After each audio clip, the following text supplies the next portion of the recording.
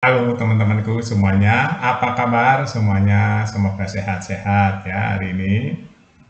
Teman-teman, saya mau mengupas masalah Banten ya, masalah Tangerang, masalah pagar laut, masalah oligarki. Ini artinya rakyat tuh sudah benar-benar melawan ya teman-teman. Lihat aja ya, turun semua. Terlepas dari apa namanya, advokasi-advokasi, terus media, terus apapun ya, yang namanya rakyat ditindas itu ya teman-teman. Ini pelajaran ya buat penyelenggara negara ya, khususnya oknum-oknum ya. Ini yang sebenarnya cinta NKRI itu ini siapa? Ya, siapapun dah ya yang berwenang, ya, pemangku jabatan atau pejabat BPN atau menteri atau siapapun ya. Jadi begini ya teman-teman, untuk ngurus negara ini harus diberikan, makanya pendidikan itu penting ya, pendidikan kewarganegaraan, pendidikan rasa, bukan hanya cerdas, bukan hanya pinter ukurannya sekolah itu ya, beradab, akhlak, ya, toleransi, ya, terus sensitivitas, itu harus diajarkan pada anak-anak Indonesia ya. Yang sekarang enggak. Jadi Indonesia itu udah kebanyakan otaknya itu udah hedonis semua. Ya, saya amati itu sudah hedonis kebanyakan. Apalagi pejabat-pejabatnya, waduh, mobilnya mewah-mewah, rumahnya mewah-mewah. Di sisi lain ada rakyat yang rumah aja nggak punya, makan sehari-hari aja susah. Ini real ya, karena saya orang kecil juga teman-teman. Ini merasakan nyari duit sehari, untuk sehari aja kadang-kadang kurang. Ya, nah kali ini ada lagi nih pemicunya. Indonesia dalam bahaya kalau terus-terusan cara ngelola negaranya seperti itu ya teman-teman. Bahaya. Ini Banten ini bisa memicu kemana-mana. Rakyat tuh kalau udah diteken ya, diintimidasi, terus diinjak-injak itu dia nggak takut. Zaman penjajah dulu ya, rakyat nggak ada yang takut teman-teman. Nggak ada yang takut, hidup atau mati. Kami dijajah. Nah kali ini ya penjajahannya model baru. Ini harus disadari ya oleh penyelenggara negara. Sampai mengumpat, mencaci, memaki itu masyarakat sudah nggak takut karena mereka sudah tertekan, mau kemana lagi larinya. Ya, tertekan itu kan dia akan, apakah akan mati atau akan hidup, dua pilihan. Ya sama seperti dijajah itu, mati atau hidup. Nah kalau sudah begini yang salah siapa? Yang salah penyelenggara negara teman-teman. Ya, penyelenggara negara yang salah. Rakyat kan nggak tahu apa-apa itu, lagi asik-asik bertani, lagi asik-asik mencari ikan, ya kan, diganggu, ya, apalagi dirugikan, apalagi diintimidasi. Aduh, kisah-kisah seperti itu teman-teman, kalau teman-teman jadi rakyat ya akan paham. Makanya pejabat-pejabat yang berasal dari keluarga-keluarga yang nggak pernah susah, ya, itu nggak ngerti rasanya jadi rakyat kecil itu seperti apa. Makanya kalau mau jadi pejabat itu tahu dulu yang diurus tuh rakyatnya seperti apa. Ya, jadi rakyat kecil tuh rasanya seperti apa sih? Buat makan aja susah. Pejabat kan semua dibayar oleh rakyat, ya kan? Dibayar oleh rakyat pejabat-pejabat itu teman-teman. Kadang-kadang ada yang nggak ngerti kesusahan rakyatnya itu seperti apa, kesusahan rakyat kecil itu seperti apa. Ya, apalagi pejabat-pejabat yang terlahir dari keluarga yang sudah mapan, yang nggak pernah mengalami sekolah aja susah, makan aja susah, terus ujuk-ujuk jadi birokrat, ujuk-ujuk jadi pejabat, ya, terus mengatasnamakan rakyat, tapi nggak pernah turun ke rakyat, nggak ngerti kesusahan rakyat, rakyat punya uang atau enggak, rakyat makan atau enggak, ya, alasan investasi, alasan pembangunan, akhirnya rakyat jadi korban. Jahat itu teman-teman. Ya, rakyat Banten ini sekarang bangkit teman-teman, melawan. Jangan disalahkan. Bukan rakyat Banten saja ya, kalau rakyat semua rakyat pasti terkena seperti itu.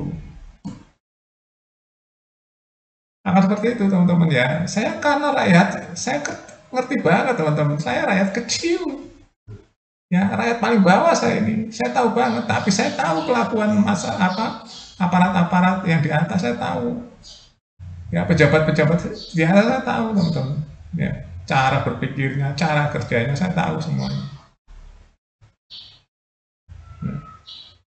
Jadi cara kerja oligarki pun saya tahu, cara kerja perusahaan-perusahaan korporasi saya tahu, orientasinya apa saya tahu, ya cara membangun bisnis sukses juga saya tahu. Nah, saya pernah di korporasi teman-teman puluhan tahun, ya jadi kalau rakyat hari ini melawan ya itu ya jangan disalahkan, itu udah nggak ada pilihan teman-teman ya. Jadi rakyat kecil itu pilihannya cuma satu, surviving teman. Kalau orang kaya atau pejabat yang duitnya banyak kan pilihannya banyak dia. Bisnis oligarki atau korporasi itu kan bisa pilihannya banyak, bisnisnya banyak, uangnya banyak. Udah nggak pusing urusan perut. Nah rakyat urusannya perut. Ya kan? Kalau dia nggak punya hari ini, nggak makan hari ini, siapa yang mau ngasih? Ya, oligarki mau ngasih atau pengusaha mau ngasih atau pemerintah yang mau ngasih? Nggak juga teman-teman. Inilah Indonesia. Jadi di Indonesia tuh kalau nggak kerja ya nggak makan. Ya, kalau nggak kerja nggak makan di Indonesia itu. Karena tunjangan sosial itu belum ada di Indonesia ya. Kalau ada bansos-bansos itu pun nggak cukup. Itu orang-orang tertentu saja. Apalagi yang nggak kerja, ya, pengangguran juga banyak di Indonesia. Inilah fenomena sosial ya teman-teman. Jadi pejabat atau pemerintah penyelenggara negara harus paham betul. Ya, harus paham betul keadaan rakyat hari ini seperti apa. Ya, kalau nggak hati-hati ngelola Banten itu bisa berbahaya. Ini bisa micu kemana-mana kalau nggak hati-hati ngelolanya. Makanya harus adil.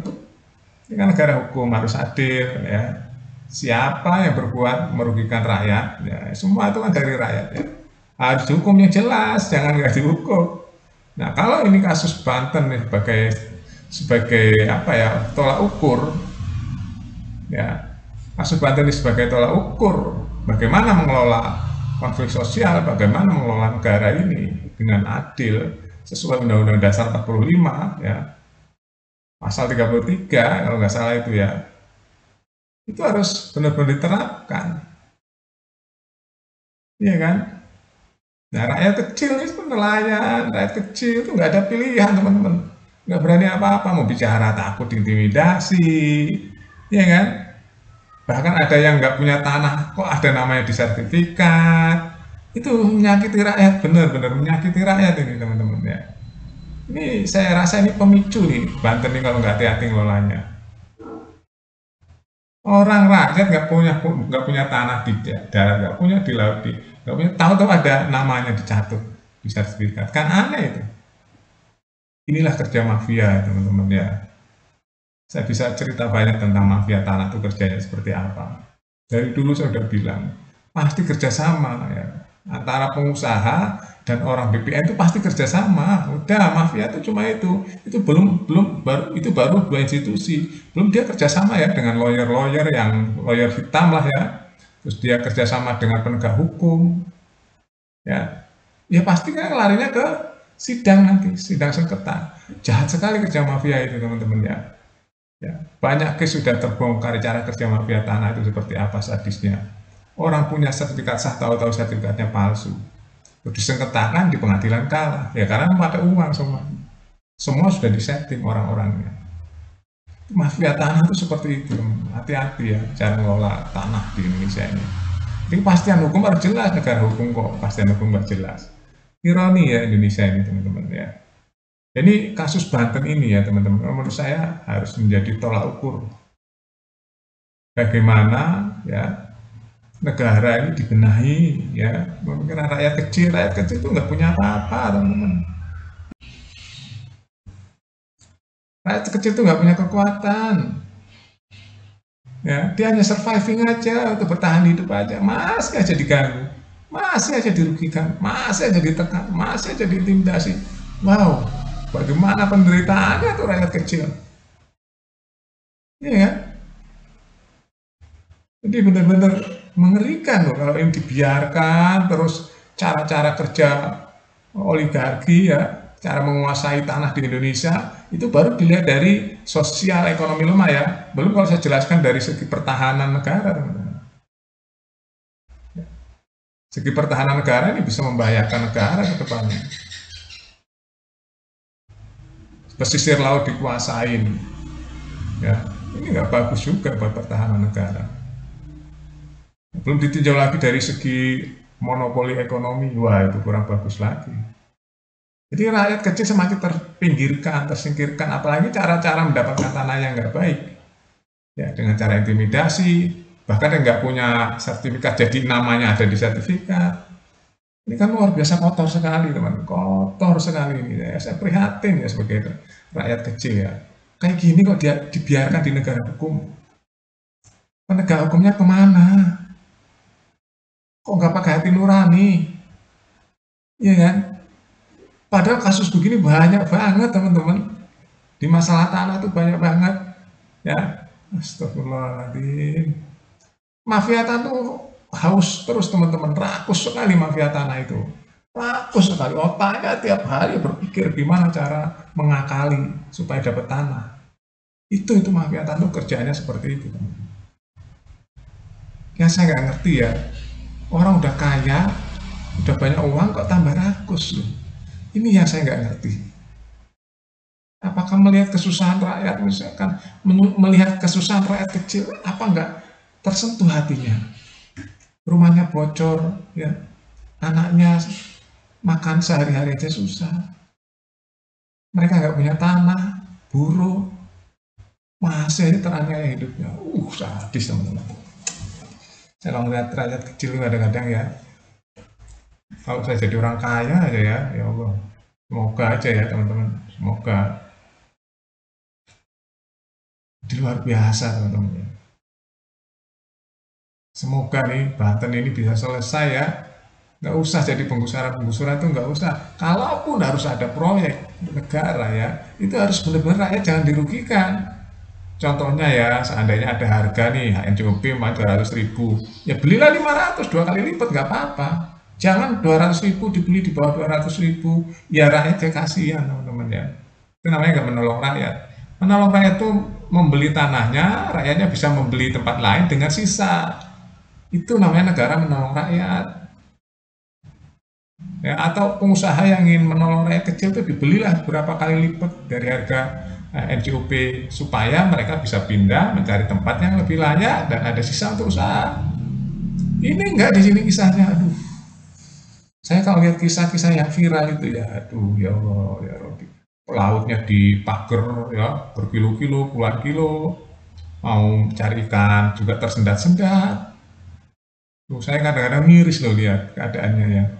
Karena saya rakyat kecil juga teman-teman, saya tahu merasakan rakyat kecil survivingnya gimana, bertahan hidup aja susah. Terus keberpihakan negara itu di mana keberpihakannya negara? Ini yang saya tanyakan. Saya nggak ada kepentingan apa-apa teman-teman saya. Saya nggak ada pihak politik manapun, nggak ada. Saya cuma hati nurani nih bikin video ini. Hati nurani saya. Ya, semua negara itu kan harus melindungi rakyat loh. Segala tumpah darah rakyat Indonesia itu dilindungi, khususnya yang kecil. Kalau yang besar sih udah nyaman, yang kaya raya udah nyaman, konglomerat udah nyaman teman-teman. Yang rakyat kecil ini yang melindungi siapa?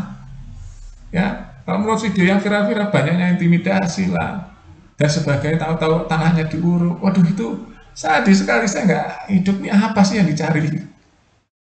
Yang dicari itu apa sih? Semua uang, tak jadi tai juga semuanya tuh.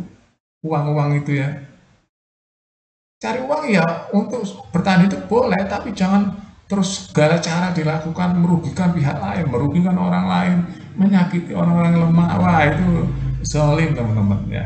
Untuk hal yang ini saya benar-benar mendukung ya rakyat Banten untuk protes saya. Bener, rakyat tuh kalau nggak disakiti ya teman nggak akan protes. Itulah rakyat.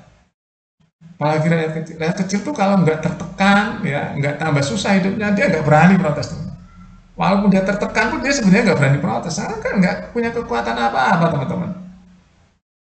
Ya ini karena viral aja didukung oleh media, dia berani protes hari ini. Coba kalau nggak viral, nggak berani karena dia takut. Intimidasi kan datang dari mana-mana teman-teman. Udah deh, kayak orang kecil yang mengerti betul lah orang kecil itu seperti apa susahnya. Dan saya juga tahu orang-orang yang di atas itu saya tahu cara kerjanya. Ya, pengusaha-pengusaha saya tahu ya. Jadi hati-hati ngelola seperti ini ya. Kalau salah cara mengelolanya, nah, wibawa hukum di Indonesia nggak ada harganya di depan rakyat. Apa fungsinya hukum? Yang ada hukum rimba teman-teman. Ya ini yang saya khawatirkan. Makanya harus dirombak mental penegak hukum itu harus rombak semua ya. Penyelenggara negara juga mentalnya harus dirombak semua. Dari legislatif, eksekutif, yudikatif harus dirombak semua. Ini udah banyak kis-kis yang muak rakyat itu ya. Masa ada hakim-hakim uangnya triliunan, ratusan miliar, orang salah diputus bebas, koruptor ratusan triliun dihukum 6 tahun setengah gitu. Enggak kan nggak masuk akal bagi rakyat. Keadilannya di mana negeri ini ya kadang-kadang. Kalau mau hukum rimba ya, rakyat bisa marah itu teman-teman, dicari itu orang-orang yang nggak adil itu. Apalagi dia mengatasnamakan Tuhan keputusannya. Aduh, keadilan itu sebenarnya bisa dirasakan teman-teman. Keadilan itu ada energinya ya. Di masyarakat tuh rakyat tahu ini adil apa enggak. Ya, jangan sok tahu main pasal-pasal rakyat nggak belajar hukum. Hukum itu bisa dirasa keadilan sebenarnya. Ya, energi alam ini lebih dari hukum, lebih dari pasal-pasal hukum itu teman-teman. Alam itu ya dengan Tuhan disebarkan ke lubuk hati masyarakat ini adil nggak tuh rakyat bisa merasakan. Kalau saya perdalam dengan ilmu rasa, dan pejabat nggak ngerti ilmu rasa itu apa, yang ada di otaknya hedonis, uang kebanyakan. Percaya deh, saya lama bergaul dengan pejabat-pejabat, ya. Bergaul di dunia birokrasi, dunia bisnis ya, lama sekali teman-teman. Makanya saya bikin penelitian banyak sekali ya, banyak sekali saya soal kehidupan ini.